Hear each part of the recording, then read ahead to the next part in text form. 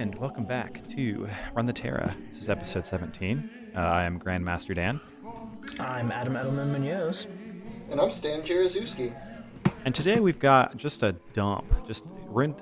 Riot took a big old dumparooski on us. So we're going to go ahead and sort through all the little bits of chaff and corn and figure out what we need to get to you guys. We got patch notes. We've got some new exciting developments for Legends of Runeterra. But first, Stan, as always, Metapulse. Metapulse, there was a patch. Everything's changing. Very cool. We're going to see some flux. Things are going to change soon. We'll get into it in the patch notes because we got to move. Exactly. Sounds So let's good. just go ahead and jump right into it, as many people meme and say. So let's go ahead and do the nerfs first, I guess. Why not? Let's talk about Karma and Deep Meditation. I think that's probably the one that I don't think necessarily we saw it coming, but I'm perfectly comfortable with it happening. Yeah, agreed. So we got both Karma and going Deep to... Meditation got go a for it. mana cost nerf. They got one increase to their cost. Yep. Love it. I think that is perfectly reasonable for both of these cards. Absolutely. I think Karma almost doesn't even feel it.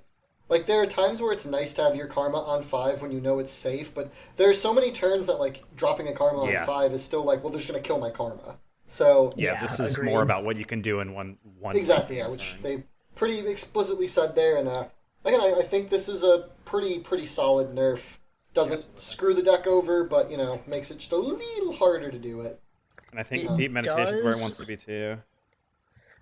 Just regarding Karma quickly, it does notably mean that you can't drop Karma and an Unyielding Will in the same turn.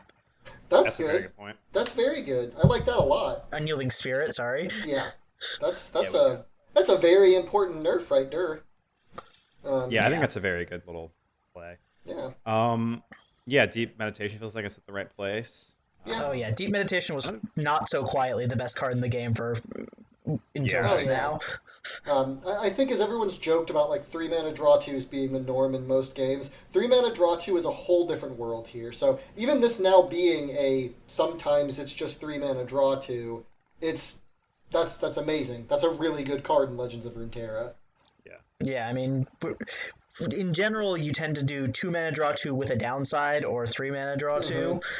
And the downside to this one was you have to be playing a deck with spells in it, which frankly isn't actually that big of a downside. And I think that's why this got nerfed, right? If we assume that casting 2 spells is a downside, it makes sense, but it wasn't a downside.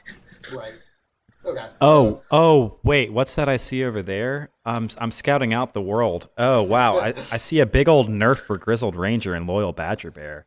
That's cool. Yeah. It looks like the power has gone down for both of these by 1, taking them both to 3. I think Love we to kind of see called it. this when we were talking about how to nerf these cards. The correct place to nerf them is going to be in their power, if anything. Keeps I them at actually that- called for a health nerf to Grizzled Ranger, but it kind of fell on deaf ears, it seems. That's true. I think that would have been a really good nerf, Dan. And I do appreciate the idea. But yeah, I have to say, I'm going to be the contrarian here. I think Badger Bear didn't need a nerf. There's a certain baseline power level, and Demacian creatures with 1 above square stats is that level. Badger Bear was at that point where it was okay, and I think Grizzled Ranger did need a nerf. I'm not saying neither of these cards should have been nerfed, but I think we didn't need to double dip here. maybe. They said they mainly did this for expeditions in particular. That as well, yeah, Which already cuts into my debate of last week, but that's fine. right. That's fine. But nonetheless, I think this was a good idea. I think that right now Fair is very strong, and it's just incredibly strong. So until we get to a point where maybe there's more degenerate stuff where a 3-mana 4/4 isn't just not so good, it can get put back up. And that's another nice thing about this is this kind of we were talking about with Deny, where maybe at some point Deny needs to be 3-mana again. Maybe at some point this card does need to be a 4/4 again. I think Grizzled Ranger... That's a fair assessment. Yeah. And I think Grizzled Ranger is pretty... we didn't talk about nerfing his power specifically, but I think making Grizzled Ranger a 3/1, maybe leaving Loyal Badger Bear alone, is definitely a good play, though.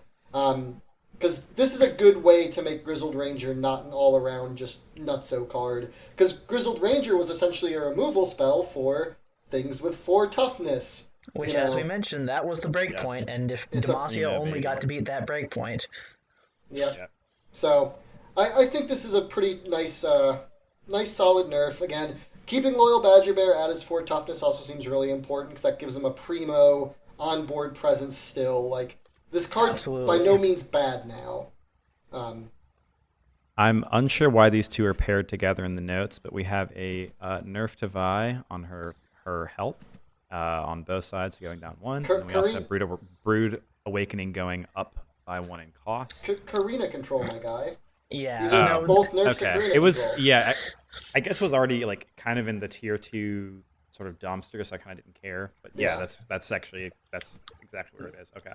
The 5 nerfs go to 5 different decks, which is why I organized them that way.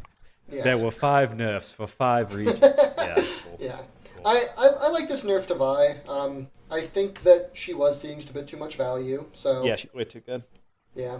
And I think this puts her right at a, solid power level. She's still very good. She still dodges pretty much all removal. She still kills everything she wants to kill. And, that's dope. Yeah, absolutely. I also have to love that this actually makes her more symmetrical, because now the backside of Vi is a 5 mana 10/5, and I like those symmetrical numbers. That does feel really nice. So, good flavor win. Snaps to Riot. The Brood Awakening one I'm a little confused by. I don't think this card felt... But then again, we were playing a lot of big Slamu. Spiders were literally like just, gimme, let me eat them up. The card was also just too good, I think. That's Space. So, in my experience, Brood Awakening lets you do something, put a lot of pressure on the board for a control deck. Yeah. Right, That's and it fair. costs very little to run it in your control deck because at worst you trade it 1-for-1 for like a whale. Yeah. But when it was good in your control deck, it was just like a ton of board presence, a ton of pressure that you didn't really that you got kind of for free. Yeah. And I think bodies. that bumping it up to 6, making it more on par with like Remembrance, is a acceptable nerf. I agree. I think, this is just back to what it was, is really where we're at. Which I think is good. Yeah. So we'll see. It's probably still going to see a bit of play. Like, it's not going to fall out of the Karina decks too soon. It's, just one more turn up the curve. So we'll see how much damage this does to Karina Vi in the long run. I think, like, the Vi nerf and Brood Awakening staying the same, nothing changes in Karina Vi. Like, you're not worried about it. This is where things might actually start making that deck have to consider what exactly it's doing. But I don't think this is enough to make the deck inviable. I don't even think this is enough to drop the deck more than like half a tier. It's definitely not going to be inviable. It's going to have the same number of Vi's. Anyways, Good job, next! I appreciate Adam for this next one. He has placed Standalone on its own line by itself. standing Also getting a alone. nerf, going from 3 to 4 cost. Oof.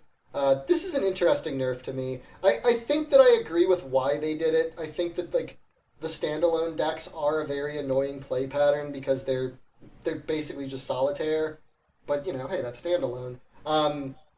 But I don't know. I kind of liked what this card did for the meta to some extent. I don't think it was too much of a problem. It just was annoying to play against. Like this is very much one of those feel bad deck nerfs. Not a this card was dominating the meta nerfs. Just a like.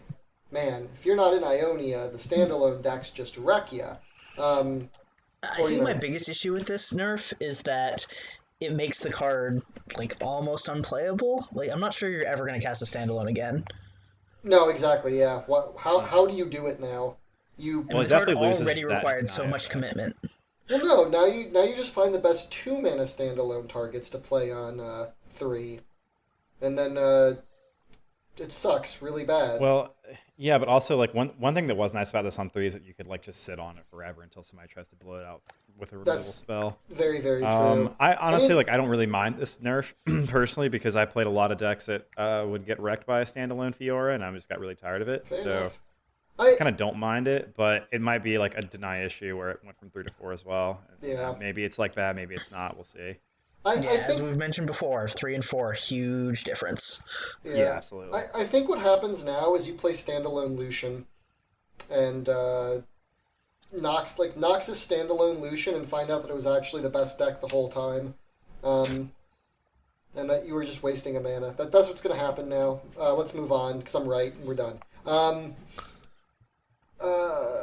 Next up is the burn bird nerfs. Yeah, burn nerf. Yeah. So Legion Rearguard, I think this is a pretty reasonable nerf. This Health went from 2 to 1, by the way. Yeah, two health to 1 health. This slows burn down a ton, like a whole lot.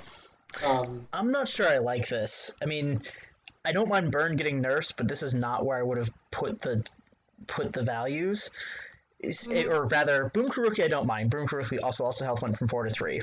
Yeah, And but that goes from virtually unkillable to trades for a card, which is an acceptable place for a 2-drop to be. yeah, Yeah. and I mean it still has a lot of its same utility on 2. It still like takes down 2 other 2/1s like it used to. It's in a pretty similar spot, even though it did leave that like premium 4 health spot. But I mean, Yeah. it's still like a 2-mana card that you would have been. You're still like casting something 2 or higher to deal with it. So Absolutely. It's And still you're very getting happy to value play with that it. still. yeah, But Legion So- Rearguard, on the other hand, yeah. now dies to a stiff breeze, and it was your premium 1-drop in these decks. And so like they gave a bunch of notes about how this is the best card played on turn 1 for these decks. And that's fine, but you have to have a best card played on turn 1 for these decks. And this card had a real drawback, and was balanced compared to the other cards on some sort of objective level, right? If you assume can't block is worth about a stat point, this is the same as Cythria. right. Now it's got the same kind of stat distribution as Cythria, but it can't block. That does make sense. Yeah, I actually agree with you on this. I think I would have liked to see the Boom Crew nerf first. See if Legion Rearguard wasn't, I'm fine with 2 nerfs. Where would you put the other nerf, Adam, if you had to do 2 nerfs? So I would either take a health off of Demolitionist or off of Crimson. You take 1 health off of one of those 2 combinations, and they're less likely to trade for more than one thing. If you take it off of Crimson, you're less likely to get multiple triggers off of it, and it works. And it doesn't work hugely worse in the kind of Vlad Braum buff this thing's health decks, because obviously you're buffing its health, and so the 1 base health is less important. Yeah. I would have liked to see Rookie Demolitionist ideally, if those are like the 2 things you're gonna do. Just because like it's enough to matter on edge cases and like just drop the deck's win percentage a bit, but not enough to tank where Rearguard is. I mean, I still like Rearguard really was a menace on 1/1. Like now it does just like die to a hapless aristocrat and leaves a unit on board. Like Burn lost a lot of power in that 1 health there. Yeah. And again, I think this is a case of Riot nerfing cards and not decks, right? They said this was the best card in the deck, let's nerf this card, rather than saying, why is this the best card? Well, because this deck has very few plays on 1 that survive a blocker or that survive a removal spell, so, maybe this actually kind of needs this type of interaction to do anything on 1, because our 1-drops in this game tend to be fragile, and so we should nerf something else so we can shave power without kind of taking something out of this deck that it needed. Black Spear. Yeah. Okay, so on to the boys that got buffer. Starting with good old the Vamp Daddy Vladimir himself. He drains now. Whoop whoop, he a real vampire. I think this is a very interesting buff. It definitely It's incredibly thematic. Yes. Yes. It does give Vlad decks a bit better sustain, but I don't think it changes their overall game plan, and I don't think it does enough. We'll have to see. If I might, it does make them a lot better against aggressive decks. Right? It's not hard for Vlad decks to flip Vlad, especially against aggressive decks where they're trading. Yeah. And just gaining 3 health the first time you swing with a Vlad is enough to change the outcome of a lot of aggressive games. Sure, but I feel like aggressive should have been one of the spots where they were already pretty decent, considering most Vlad decks are going to be mid-range. So they should already have sort of, but sort of, yeah. Didn't those decks lose to burn because they took some damage in the early game while they were playing their slightly suboptimal minions? Then, as the mid game rolled around, they got control of the board, but the chip damage got to the point where the burn finished it. Like that's how that matchup That's looked like true. it played out. Yeah. The more recent burn lists having the nice like over the top actual like face burn, not just creature aggro, does bode a little less well for them. Or did bode a little. Blah. Did make the Vlad decks a bit worse then. And this is definitely a way to circumvent that. It's just like it does nothing for their bad matchups, essentially. Like against control, I guess. Well, ish, right? Against Corinna control, they're usually looking to burn you out, and again, healing just some direct healing is useful here. I guess that's fair. It is a good way to get around like Ledros to some extent. Like you're not going to beat Lux Karma with this, but right. it does help Maybe in some Karina matchups. control. Yeah. I don't know. Well, I'll just have to see like where this pans out. Again, it's definitely enough of a buff to make him an experimental. Like this could be the new, Freljord or not. Noxus mid range like really gets to take off now that Vlad has this great sustain added to him. I don't know. We'll have to see what happens. I think it's interesting and it might be powerful enough to make him a deck. Probably still falls somewhere in tier 2 though. But yeah, I think this is another trademark Adam card versus deck mentality, in my opinion. But yeah, we'll see. So, on to good old Barrier Boy. Man, I haven't seen a Shen in a while. Shen can block fearsome units. He's not scared of everything anymore. This is amazing. He's really thick for a ninja, actually. He's got big muscles. He's a pretty, he's probably more of a Naruto ninja, making just a bunch of barriers around everybody. So yeah, Shen is. We don't mention that here on the podcast. So Shen has jumped from 2 power to 3 power. That's it. That's what they did. Now other side's 3 to 4. Whoop whoop. I think this is step 1 of our Yasuo buff chain, where it's like, we buffed him because we realized he needed a buff, and then next patch they're going to say, Shen's still not good. Let's do something else to buff him, and then eventually he'll get there. Yeah. But him being able to block fearsomes is legitimately a big deal. That was one of his, certainly big downsides before, is that... Is this January 24 and we're in the fearsome meta again, dude? I don't think it's as important anymore as it used to be. It definitely isn't as important now, but that was definitely one of the things that was always, leading him back. I mean, still, look at the things that he can't block now. He still can't block Ledros, which is in the meta. He can't block... he can't block Nautilus. He can't block, he can't block relevant fearsome things. And flipped Elise spiders. You flip your Elise and then, he can't block shit. That's true. Yeah, so I mean, it did suck that he couldn't block fearsome units because... He has so much butt, and you can't use any of his butt to kill that stuff. You know what I'd like to see for Shen? Because he relies so much on having a board presence anyways, I'd like to see him able to capitalize on a board presence on your opponent's turn. I'd like for his support ability to apply when blocking. That'd be dope. That'd be really dope. Yeah, I could see that. Yeah. Yeah, I think I'm actually kind of fine with that because it does require a board presence. So or something like that, yeah. A new mechanic that's support and then Butt Brothers, I think is what that would be called. Phalanx. Yeah, that's exactly what that'd be called. When him and another unit block, nice. Okay, on to the next buff. I'm just gonna go ahead and just give this a real quick. I called it. Oh yeah, well done. Hecarim got 1 attack. Yeah. Woo! I'm interested to see what this does to Hecarim. I'd like to see Hecarim in a healthy spot in the meta. I'm, always a little terrified to see the return of Hecarim because he was such a big boy before. But I think this seems good. This seems like a good place to revitalize ephemeral decks. His front half trades with Garen now. His back half trades with Cytheria now. Yep. Yeah. And I mean, he's pushing more damage. Absolutely. I love this change. It's small, but it's effective. Yep. So let's keep an eye on Hecarim Boy and see if we're gonna start horsing around again. Next buff. And then Fizzy Boy got buffed as well. Fizz got he got buffed via Chum the Waters. Change. Oh, that's right. Yeah, they buffed Chum in the Waters. Didn't get buffed directly, and Chum the Waters also didn't exactly get buffed directly. Longtooth got buffed. Longtooth. Yeah. But The Longtooth token now has isn't a a second collectible health, card, and as we so were Chum in talking the about Water yeah.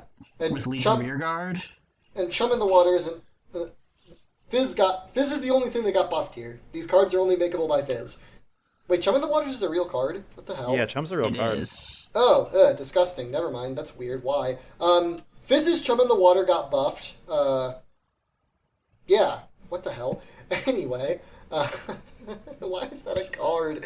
Never mind. Let's go on to what actually happened here. So Longtooth, Chum the yeah, Waters, for those of you who haven't 1 to seen it 2. or don't remember it, gives a unit vulnerable and summons a 5/1 Overwhelm, which is now a 5/2 Overwhelm named Longtooth.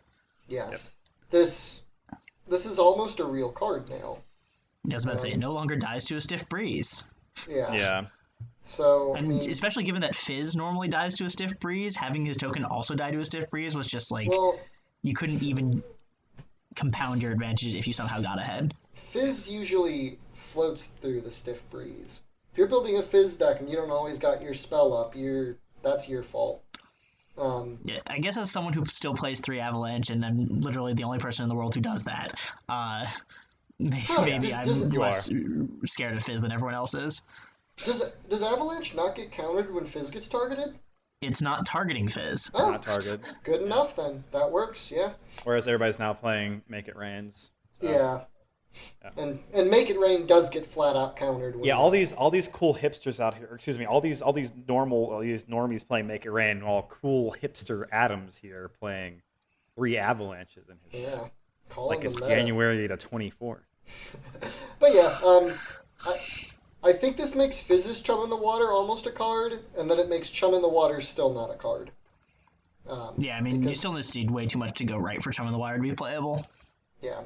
I legitimately keep forgetting that that's a real card outside of the one that Fizz makes, because why? But whatever. That's it's cool. Oh, what is that up there? Is that Bullwinkle? No, actually, it's the Great Horn Companion who got a buff of 1 power. He's now a 5/5 scout for 5. Hey, that's cool. Yeah, that seems like Wow. a solid expedition card now, honestly. Is Bullwinkle the moose? Yeah. Bullwinkle's the moose, Rocky's the Bullwinkle's squirrel. the moose, Rocky's the squirrel. Bullwinkle J Moose. Cool. I'm gonna make sure I got my cultural reference, my very Very current cultural references right. Yeah. You kids know who Rocky and Bullwinkle is, obviously. Yeah, all these Zoomers. Yeah, that's nice. Laurent Chevrolet. Yeah. Chevrolet. So the Chevrolet got a big health buff Does he from a drive a 3/1 to a Chevrolet? 3/2. Yeah. Again, not as fragile. There's kind of been a theme here of giving things that challenge, kind of Longtooth kind of challenges in a way, giving them a little extra oomph on their butt. Yeah. Just adding some thickness is really what we've been doing here today. Yeah, I do like that this card almost is like a card now. I've seen it played in some really, really specific barrier decks that are just rogue as all hell. And when this card gets ahead, it generates really cool value, but it's still 4 mana to put a 3/2 on the board, and there's a lot of ways for this card to still get blown out.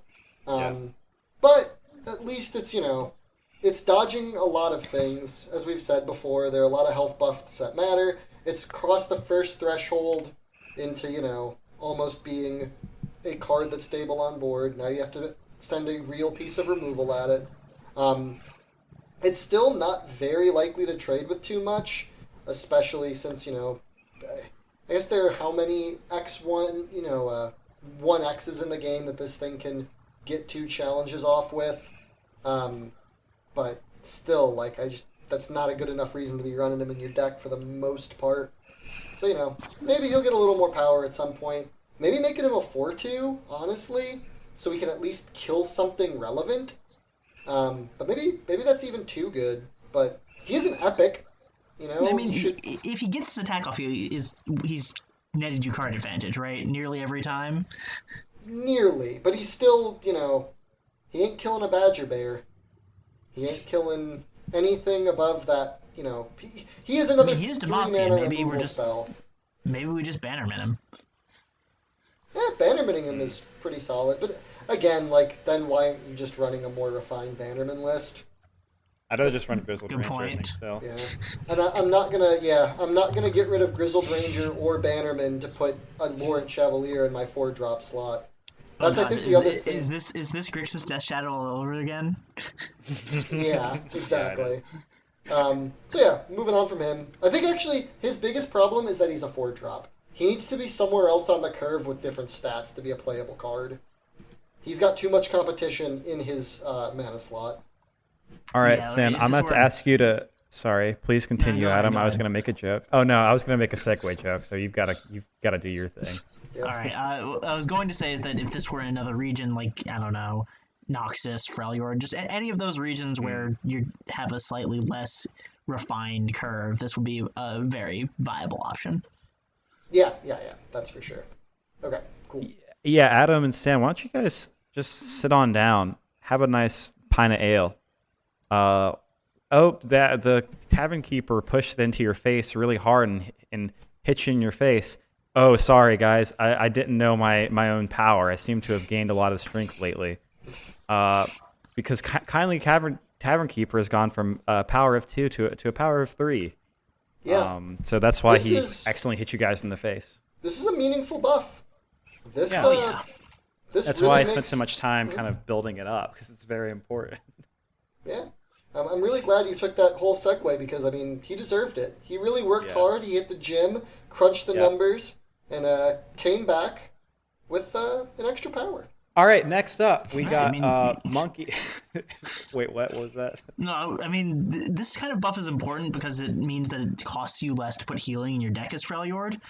And as we've Yeah. seen in a meta where Burn is a relevant player, you need some amount of healing in slower decks. Yeah. So that you're just like you're losing less to play this guy. Also, And also, he blocks fearsome units. He trades Yeah. with more stuff. Like there's just a lot of ways that this got a lot Oh. better. Oh Uh, yeah, absolutely. So something very important we were talking about last time about how Freljord's regional identity is kind of shaky and what's going on. I think I figured out in just this one sentence what's wrong with Freljord is that healing is part of Freljord's regional identity. And yeah, did anyone else catch that? No, I never didn't at caught all. that. So If anything, I'd give it to Shadow Isles. yeah, so that's weird. I guess it's part of their regional identity now. Cool. I mean, it always has been. I think we called that, 2 weeks ago? No, last week in the Wait, debates. no. I It brought was- it up. You brought up kind of healing, but you brought up more like. Did you bring up healing or buffing though? No, healing as well, because I talked about how Check the Freljord tapes. is Everybody a check the regional tapes. identity that has Yeah. AoE and healing, and healing, that's it true. somehow wasn't doing well against the aggro deck that did burn in small creatures. Yeah, so Yeah, I, it's in theory its thing, but it's not actually like in practice. I guess I made a mistake going against our Freljord cultural expert. Yeah. I never caught the niche things of Freljordian healing. Anyway, let's move on to Monkey Idol.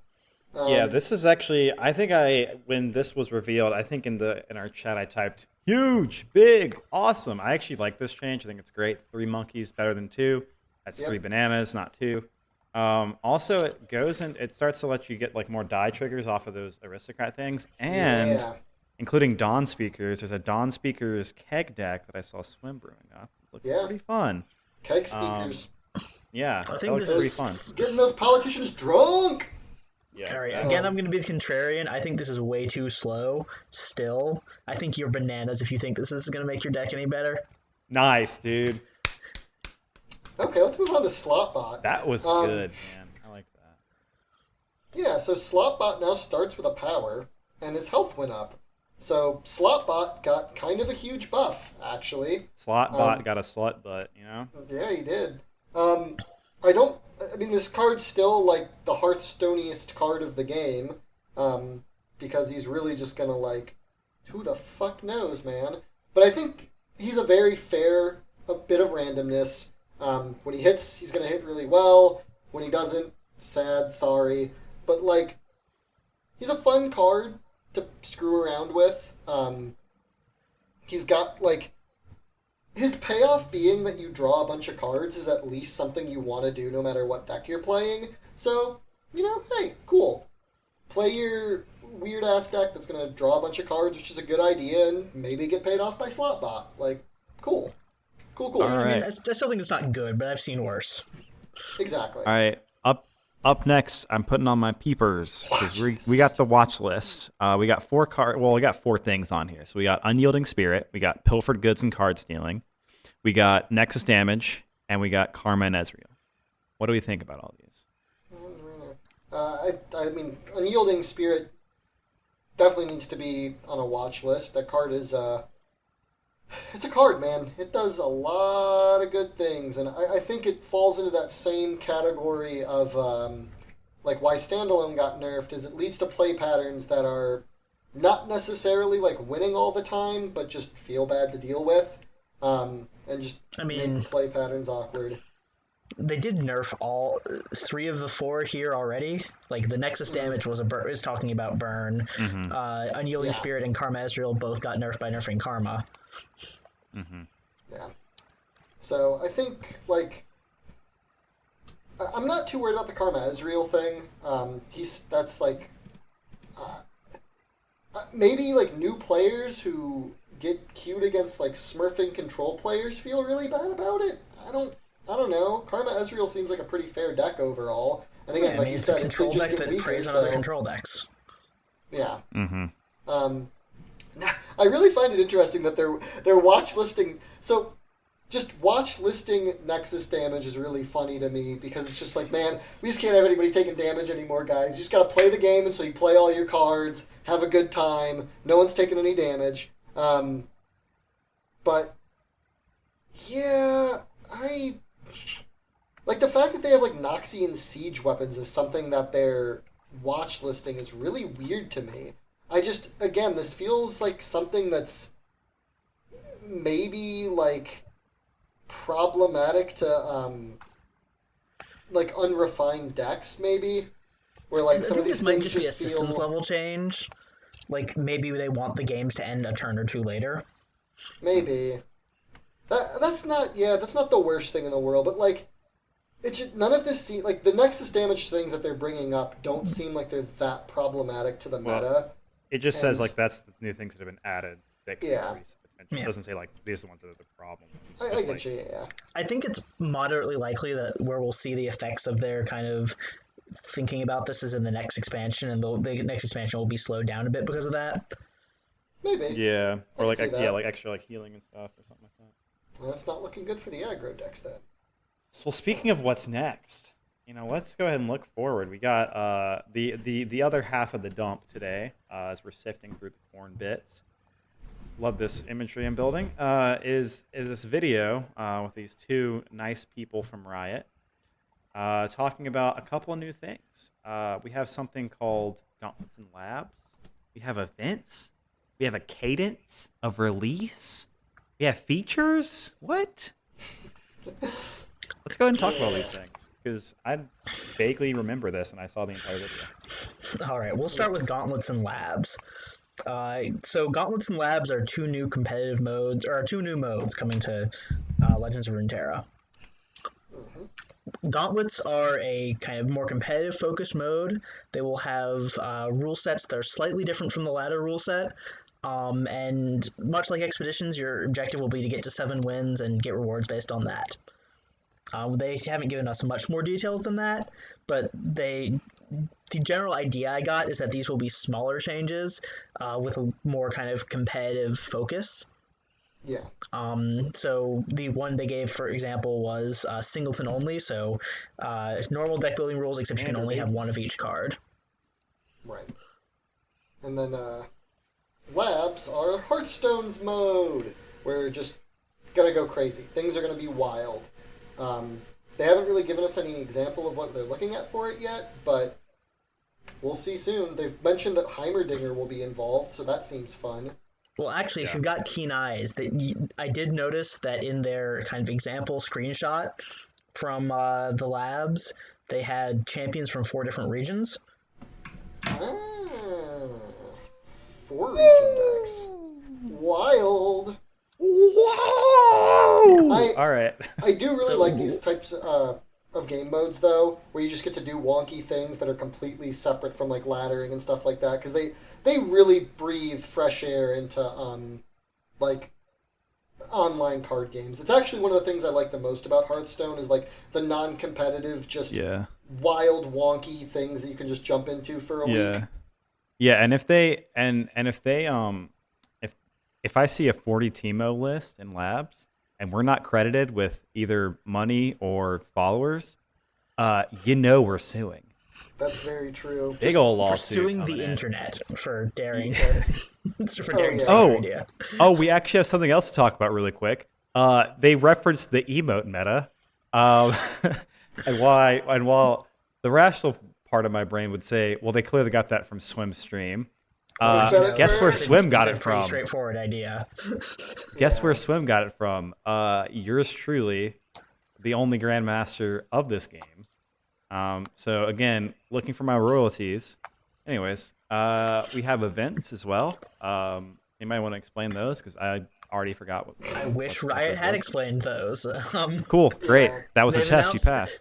So they announced that they would be having events that kind of tied into larger themes. So I'm guessing that there will be like, I don't know, an event drops with the next expansion all about the next region, and there will be like a lab and a gauntlet and something else all focused on the new region. Right. Cool.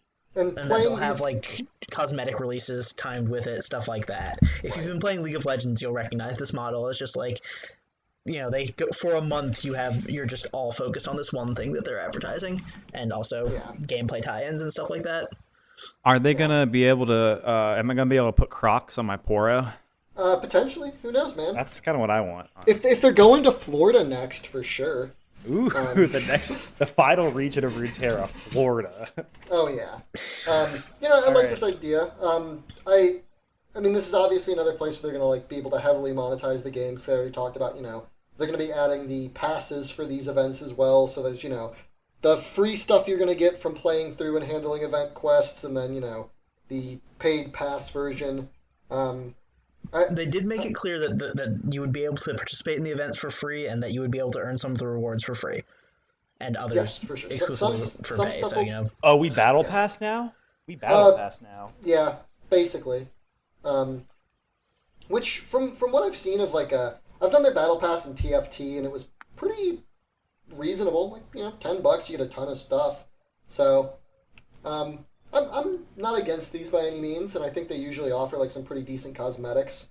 The only thing that I think is going to be a little interesting is like as they've talked about for the emote meta, like it's really important that these emotes become available again if there's like battle pass specific emotes, because I mean such an important part of this game is making sure that everyone has equal access to emotes.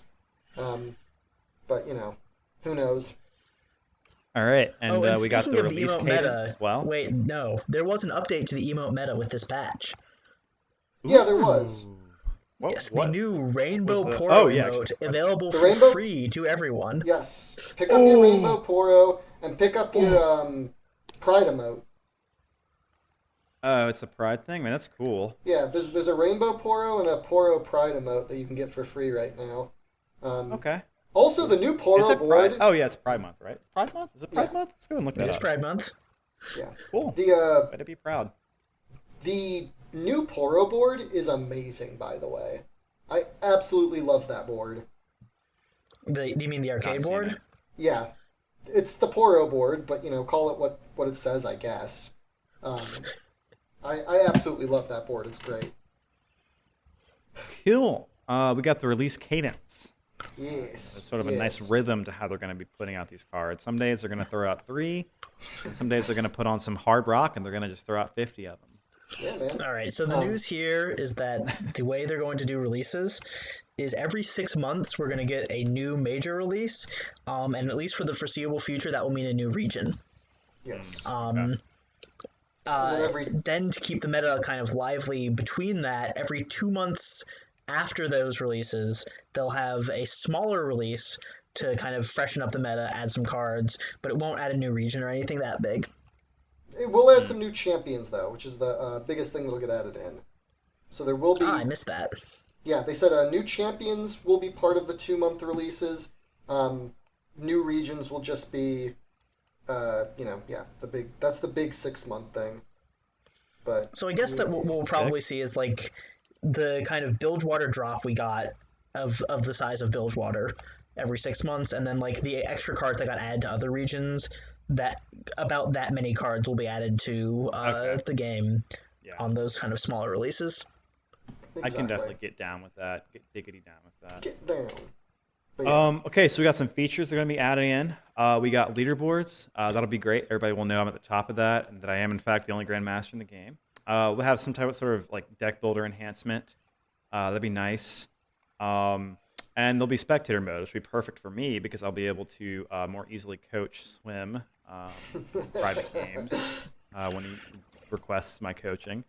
Any other features that they mentioned at all, or are these kind of like the main three that they hit? I think there was one other I didn't care about. Cool. Yeah, that's Nice. pretty much what they got at was these, and that I think they said just general quality of life changes. Also, like a change to how the LP is going to work in the Masters ladder. That's right. That's the one. They're trying to get people to catch up with Dan, and it's yeah,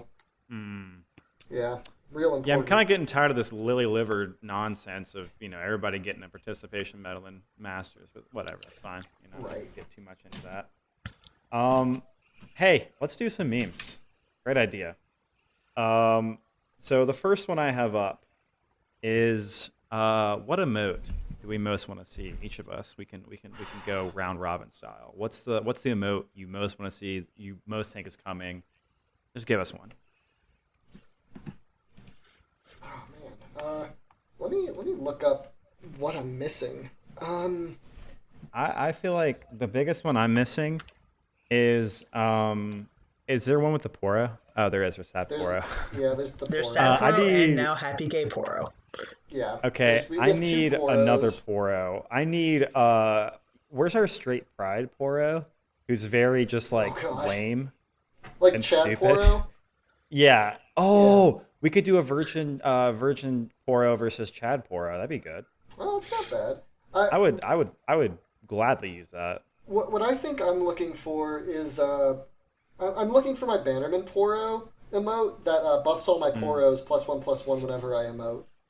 That's a very good one. Does it make your other Poro emotes larger too? Yeah, Yes. absolutely. All of my To the point all that of it crashes the game from a Oh wait, memory sorry. leak. Yeah, let me make this correct. It's the Bannerman Poro that gives +1/+1 to all of my Poro emotes. Yeah. That's Cool. that's the correct way this works. Very strong addition to the emote meta. What about you, Adam? Well, I have to say I have a lot of different cards I love, but it's got to be just the Avalanche emote, and it just plays an image of Avalanche, and the difference is it just plays in the middle of the screen, so my opponent knows exactly what's coming. It's play even that got a Avalanche emote, then countdown, right? Avalanche. Yeah, nice, love it. I think I'd prefer for that to be the mudslide emote from Always Sunny in Philadelphia. With that good old comedian who just goes, "It's gonna be a mudslide," and then just farts all over the board. I'd be the down real with a way to little go. Always Sunny crossover with this game. Yeah. What is the board that you'd most likely that you'd most enjoy seeing? The new custom board, game board, I want the left-right board where it's the exact same as the normal board, Oh, but displayed left and right, and your opponent Oh. has to see it that way too. Oh God, It's basically that's pretty brilliant. it's a board for left-handed players. Essentially, I like that. I want okay. No, I've got not mirrored, Stan. Rotated 90 degrees. love it. Ooh, no, Adam, you're a bad person. You're bad. All right, Ooh. I'm gonna up the ante with that. To make this game more accessible, there's a blind board, and it requires you to require you to get a new monitor that punches holes into your monitor so that anybody can read the braille, including yours. So there's just little bits of things that just get punched through your monitor every time you play the game to be more accessible.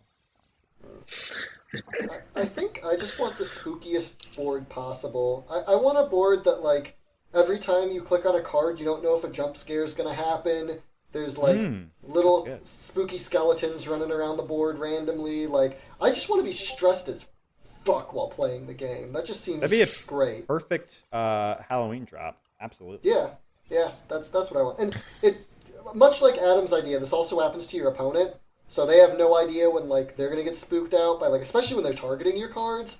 Oh boy, they're in for some spooks. Okay. Next region. We kind of covered this a little bit. But what's the next region you guys want most to see? Oh man, hey Adam, can you run through the lore of LoL really quick, like all of it, so I can pick a region? 'Cause, like, Hey, no, don't do Alright. that. So, I'll give you a quick rundown of what I think are some I will leave this likely podcast. regions. We've got the Void, which is just space. That's cool. It's spooky space monsters. They're evil energy, whatever. We've got Shurima, which is Egypt. It's basically just Egypt, and it's kind of at war with the Void, so that's nice. Okay. You've got Ixtal, which has exactly one champion, so there's a bit of a challenge there. But if we can somehow overcome that, Ixtal is a kind of Mayan, Aztec, kind of Mesoamerican high civilization type thing. Cool. What other regions am I missing? Because that's the major ones. That's it. You got him. Gotcha, yeah. So you definitely answered my question already. I know which region I want. It's the region that's all Poros that lets me play Poros from every region. Yeah, and I think Adam, I think you forgot the fourth region, which is Florida, and it's the one that I'm going to be taking. So what is your I gotta root for Shurima. Ancient Egypt is awesome, but that's pretty straight. Yeah, that's pretty fair. yeah. I mean, that's the straightforward answer. If I'm really speaking with my heart, I'm gonna choose the Star Guardian alternate universe skins meta, where everyone is a magical girl. Yeah, that one. That It stands on board now. Yeah, I'm not against that one. I do like a lot of the costumes that came in with in like TFT with those champs. That was pretty cool. Pretty cool. Okay. And our final meet. What will be the first laboratory setup? What are you guys envisioning? What's your idea? So it's Heimer and 3 random champs. I think it's going to be one of the things where like you're handed a deck, you don't build one to bring in, but like it's you get handed like a Heimer X this deck and play against someone else with a Heimer X this deck, and you're just playing like spells and champs and Heimer. Maybe even you already have a Heimer on board at the beginning. All right, I've got an idea. Momir control. Hear me out. Yeah, Momir basic. We go down to 30 card decks, maximum 2 of each card or 1 of each champion. When you attack, everything is vulnerable, so you can pick what you attack. Ooh, and okay. nothing, and otherwise, no blocks are allowed. Okay. You can't choose your block at all. And then you can't play burst spells, and you can't play fast spells. And We Hearthstone, baby? And yeah, when it logs in, it says Hearthstone. That's pretty good. That's pretty good. Okay. All right, I've got one for you. I'm gonna go ahead and set the scene a little bit. You click play, and nothing happens, and so you're like, oh, what the hell? And so you like go to bed, and then you wake up in a dark dungeon, and all you hear is, "Let's play a game. Are you ready?" It says you're only allowed to play Ezreal Nux, and all of your opponents are playing Burn Aggro. That's all. Go. And it's the pre-nerf Burn Aggro. Have fun. and it's just sort of that. Every single game is that. Oh, nice. Yeah, and that's what I. But who are the opponents? Are they AI opponents, or is it just like, are you It's working all overtime? Swimstream. It's only Swimstream. He's playing. It's just him. It's just the game designed just for him. It's his own little personal torture ground. Is he just like pro chess playering it, just like playing 100 people at once, and just like destroying? Yeah, I put him in there, and he's chained to the wall. And if he doesn't win 100 games in a row, I'm gonna chop off his little toesies. Nice. Okay, so this is a punishment for Swim, not for everybody else. It's punishment for everybody. I just like to watch everybody suffer. It's me, Mr. Riot. Nice. All right. Okay. So I have to ask, and this is important since we talked about pro chess players. What about a game mode where the board is slightly larger? You know, like you've got some slots and you got multiple rows, and your cards have to advance with like predetermined rules based on what they cost. Yo, that's called Dungeon Dice Monsters, and Yu-Gi-Oh! Already did it, you idiot. It's Dungeon Dice Monsters. That's what we're playing. I missed what Adam said. What did you say again, Adam? I was just going my roundabout way of describing chess as Stan figured out faster than I could. And I was hoping you were going to repeat it. Because then I was going to say that's just Dungeon Dice Masters, you idiot. Even though I have no idea what that is. It's the thing from Yu-Gi-Oh! Where they roll a dice and that's how far their cards can move, and then their cards fight based on their Yu-Gi-Oh! Cards, and it's... Yeah, I don't watch baby shows for baby games. I only play Okay. games meant for cool people like Legends of Runeterra. There you go. You But got guys, me. what if we did a mode where you don't gain mana crystals every turn, and you have to draw cards that let you gain a mana crystal, and you don't save spell mana, and on your opponent's turn you can only play burst and fast spells if they have the attack token, and vice versa. Let's play a game. You only gain mana crystal when you cut off one of your fingers, and all you've got are 10 cost spells. Let's go. All right, I think I'm done Nice. How about recreating that? other games in Legends of Runeterra. I think I've done that enough. Yeah. Killed that joke, and then Saw killed it a few more times. Love it. No, it's not killing, it's just rehashing. It's beautiful. It's actually kind of... What was his goal? He was trying to reform society. That's what we're trying to do with these games. Just trying to reform the meta. Yeah, Excuse me. exactly. I'm just trying to reform the meta. There we Yeah, go. he's a good guy. Yeah. All right. Well, I think we've memed just about almost, but we're gonna end it there. So for Runeterra, I've been Grandmaster Dan, I've been Adam Munoz. And I'm Stan Chierzuski. and we'll still be those people next time, and we'll see you then.